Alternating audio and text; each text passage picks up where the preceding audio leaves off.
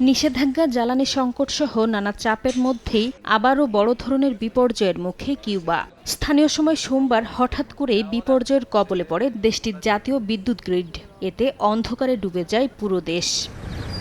পরিস্থিতি সামাল দিতে জরুরি বিদ্যুৎ ব্যবস্থা চালু করেছে সরকার, যার মাধ্যমে হাসপাতাল, জরুরি সেবা ও অন্যান্য গুরুত্বপূর্ণ স্থাপনায় বিদ্যুৎ সরবরাহ করা হয়েছে। দেশটির জ্বালানি মন্ত্রণালয় জানিয়েছে, বিপর্যয়ের কারণ খতিয়ে দেখছে সংশ্লিষ্ট কর্তৃপক্ষ। একই সঙ্গে দ্রুত পরিস্থিতি স্বাভাবিক করতে চলছে কাজ।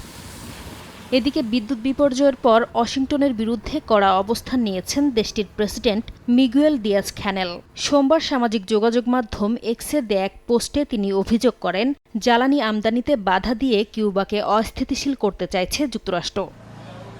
গেল কয়েক বছরে একাধিকবার দেশ জুড়ে বিদ্যুৎ বিভ্রাটের মুখে পড়েছে কিউবা। পুরানো বিদ্যুৎ অবকাঠামো এবং জ্বালানির ঘাটতিতে পরিস্থিতি আরও জটিল হয়ে উঠেছে। চলতি বছর যুক্তরাষ্ট্রের চাপের মুখে কিউবার প্রধান জ্বালানি সরবরাহকারী দেশগুলো তেল পাঠানো বন্ধ করে দিলে সংকট চরমে পৌঁছে, যার ফলে চলতি বছরের মার্চ মাসেই এক সপ্তাহের ব্যবধানে দুবার জাতীয় বিদ্যুৎ গ্রিড পুরোপুরি ভেঙে পড়ে।